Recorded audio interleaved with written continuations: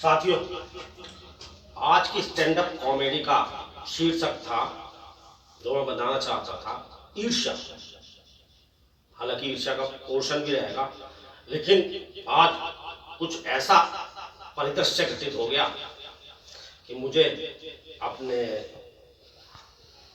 Stand up comedy का शीर्षक बदलकर जय किसान जय जवान करना पड़ा। साथियों, देश की पहली गवर्नमेंट ऐसी है जिसके राज में जय जवान जय किसान का नारा सार्थक हुआ है। कांग्रेसी ईर्ष्या कर रहे हैं। हम 70 साल तक जब तक रहे, 50-60 साल तक नारे देते रहे, बस जय जवान जय किसान। काम और हुआ जय जवान जय किसान का। आज सैनिकों की भी परेड निकली, अब किसानों की भी निकली। अब ये बात हो रहा है, प्यार मोहब्बत में गलतियां हो जाती हैं, हो गई। अब भारत छोड़ो आंदोलन में हिंसा हुई तो कोई भारत छोड़ो आंदोलन हिंसा के लिए थोड़ी जाना जाता, स्वतंत्रता के लिए जाना जाता। एक चाय वाले को, जिसको तंज करते हैं चाय वाला, उसके राज में ऐसा हो सकता है। 2 महीने से किसान ब्लॉक करे बैठे हैं, किसी पे एक डंडा भी चलाया बेचारा।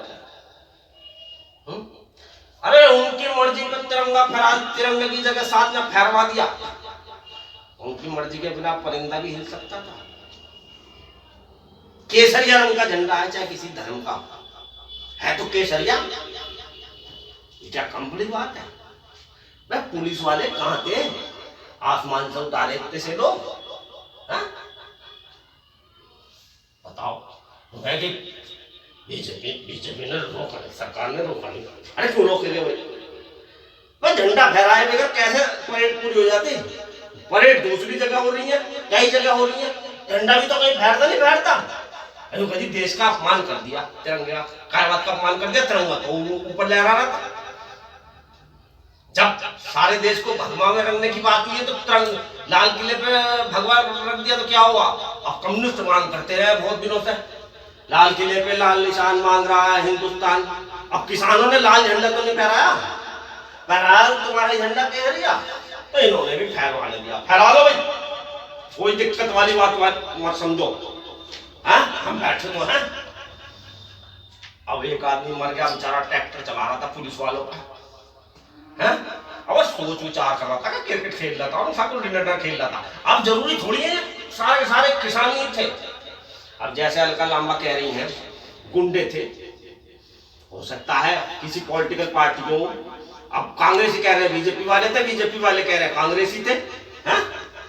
अब भैया किसी पार्टी के तो थे या नहीं थे किसानों में शामिल। अब हर आंदोलन में दूसरे तरह के लोग जुड़ जाते हैं, तो क्या वो आंदोलन को सार्थक नहीं करते या निरर्थक नहीं करते हैं? पहले उन्हें मना करा जाता है जी हमारे आदमी नहीं थे, लेकिन जब इतिहास में लिखावट होती है तो बाद में क्या, हाँ जी हमारे ही थे जी, किसान ही थे या क्रांतिकारी थे। तो साथियों, ऐसा होता रहता है। अब ईर्ष्या हो रही है, दुनिया को ईर्ष्या हो रही है। बताओ, पाकिस्तान को ईर्ष्या हो रही है और कोई ईर्ष्या हो रही है देशों को। हम तो अब ये कहें, हमारा देश समाजवाद की ओर जा रहा है और हमने तो आज किसानों की परेड कराई नहीं, मजदूरों की परेड कराई नहीं, लोग पैदल जा रहे हैं इतनी दूर दूर दूर। क्या आलम था? ऐसा मंजर तो देखने में नहीं आया। ये ऐतिहासिक दिन है साथियों, सारे गिले शिकवे छोड़ दो, कोई अपमान नहीं हुआ। हमारे तिरंगे का कोई अपमान कर ही नहीं सकता। और जिस मजहब का फहराया गया, वो भी पुराने हिंदू हैं, उन्होंने हिंदुओं के लिए बहुत जान दी है। आज भी ऐसी मिसाल नहीं बनती कि इतनी ठंड में कोई रह रहा भाई, पुराने भाई, ये बात हो है। और यहाँ के कन्वर्टेड ज्यादातर लोग जो दूसरे धर्म में गए हैं, चाहे वो मुसलमान हो चाहे ईसाई हो, वहां से कितने आ गए? साथ ज्यादातर हिंदू हैं। तो आज एक हिंदू धर्म की विजय मानी जाए, न कि अपमान माना जाए। संगी बहुत दिनों से कहे हैं केसरिया झंडा फहरना चाहिए, दुनिया जानती है। अब चैनल वाले साथ ईर्ष्या फैला रहे हैं, विद्रोह वो फैला रहे हैं, मतभेद फैला रहे हैं, गलत बात है। इन्हें ईर्ष्या होती है, साथी इसे कहते हैं ईर्ष्या। और अपनी रोटी सेकना, कोई अपमान मत मान ले। हर आंदोलन में ठुकाई पिटाई होती है, पुलिस से झड़प होती है, पुलिस वाले पीटते हैं, पीटते भी हैं, ऐसा ही आज भी हुआ। अब साथियों ये तो चलता ही रहेगा, आंदोलन है अभी, कह ही रही सरकार। एक हमारा जानकार कह रहा, भाई जिस आदमी ने 15 साल चीफ मिनिस्टर रह लिया, 6 साल प्रधानमंत्री रह लिया, उनने अपनी बीवी नहीं बुलाई, वापस ली, कानून कैसे वापस ले लेगा आसानी से वो? बताओ, लोग व्यक्तिगत बातों की प्रहार करते हैं। कहने का क्या मतलब है? हुकूमत को यह है कि कानून पास करे और वापस लेती फिरे।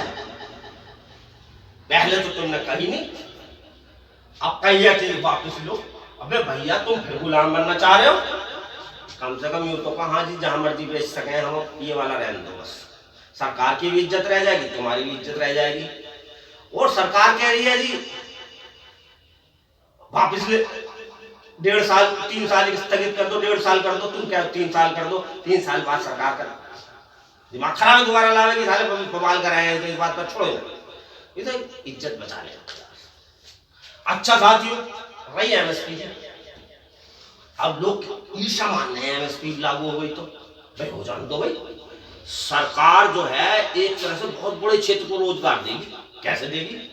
अब एमएसपी लागू हो गई तो धान की कीमत, गेहूं की कीमत, दो चीजों के लिए कर दो पहले फर्स्ट स्टेज पे कि भाई धान, गेहूं और धान दो की कीमत पे जो है एमएसपी पे सब खरीदेगी सरकार। सरकार भंडारण बनाए बहुत बड़े बड़े बड़े, और सरकार खुद एक्सपोर्ट करे, ना कि किसी कंपनी से एक्सपोर्ट कराए।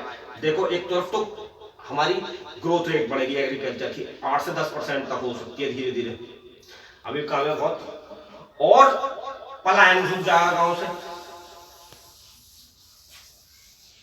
रोजगार मिलेगा। और सरकार कह भी सकती है हाँ हमने इतने रोजगार दे दिए, झूठे ही कह दे जैसे आप कह रही है, तब तो झूठ भी इतना नहीं माना जाएगा भाई हाँ भाई लोग परेशान नहीं है, रोजगार है, क्या बुराई है स्पीकर में।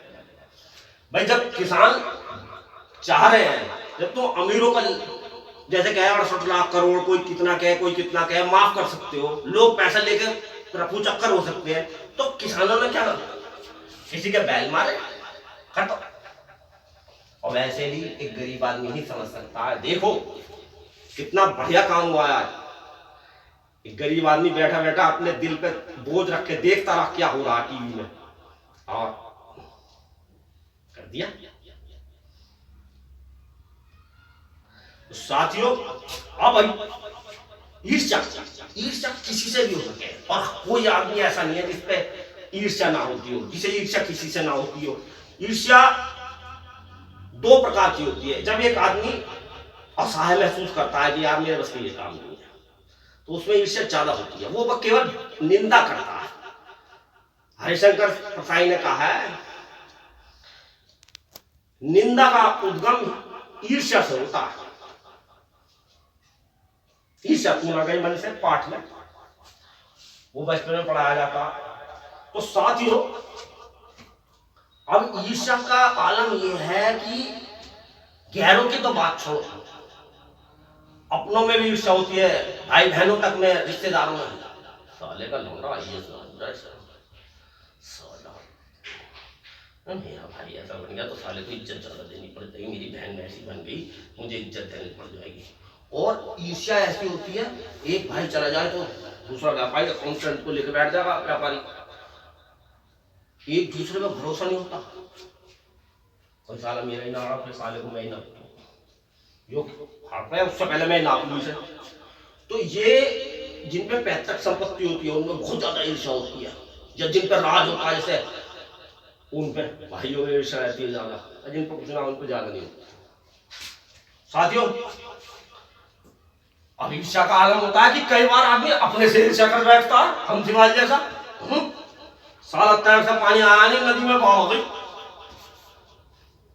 समझो हम दीवार का मतलब हम भी हो सकते हैं, है ही। दुनिया में स्टोर लेके आया तो वो अपना नाश कर लेता। क्या ये पार्टी है? एक पार्टी तो विशेष इस काम के लिए है कि थोड़ी सी उभरी नहीं और वो अपना पैरों पर कुल्हाड़ी मारने को तैयार, आपस में लड़ने को तैयार। उनका काम यही है, बैठे बैठे ही बस लड़ते रहो, इधर चिट्ठी भेजो उधर चिट्ठी भेजो, इसे हटाओ उसे बनाओ। उन्हें ये नहीं कि कुछ तैयारी करो, सड़क में घुमाओ फिराओ अपने को, अपने जाओ घर घर पे ना, यही काम करो। चैनलों पर भेज दो, बस गाँव बजाओ, लड़ाई करो, बस उनका यही काम। तो साथियों, ईर्ष्या, ईर्ष्या जो है इंसान को कमजोर बनाती है। दूसरी तरह की ईर्ष्या होती है प्रतिद्वंदता से। एक आदमी सोचता है यार ये मैं योग्य तो हूँ साला, लेकिन ये आदमी बिना योग्यता की इतनी ऊंचाई पे है, मैं इससे ज्यादा योग्य हूँ फिर भी कहीं नहीं हूँ। वो ईर्ष्या दूसरी तरह की होती है, वो अधिकतर अच्छे लोगों में भी पाई जाती है। और एक होते हैं हम तरह की लकीरी साली, खींची से कम मत खींचो, खींचो तो सबसे बड़ी खींचो, वरना खींचो ही मत ना, बैठे रहो ऐसे। तो साथियों, आज जो भी हुआ उसके लिए शर्मिंदा होने से अच्छा है कि किसान मजदूर यदि देश के गणतंत्र दिवस के बाद में शांतिपूर्वक तरीके से परेड करें तो देश के गणतंत्र का, लोकतंत्र का सम्मान है। वास्तविकता में किसानों के ही तो बेटे हैं जिनके लिए हम इतनी सजावट करते हैं, मरते ही उनके लोग हैं। संपन्न घर के तो ऑफिसर होते हैं, उनमें भी किसान हैं। तो साथियों, जो भी भूल हुई है उसके लिए शर्मिंदा होने की जरूरत नहीं है, ये आंदोलन का पार्ट भी हो सकता है। हालांकि मैं इस तरह की व्यवस्था को नहीं मानता, वो एक कॉमेडी की बात है। तो साथियों, एक ऐसा लोकतंत्र जिसमें किसान मजदूरों की बात सुनी जाए और उन्हें हक हो, वो व्यवस्था एक अच्छी व्यवस्था हो सकती है। अच्छा साथियों,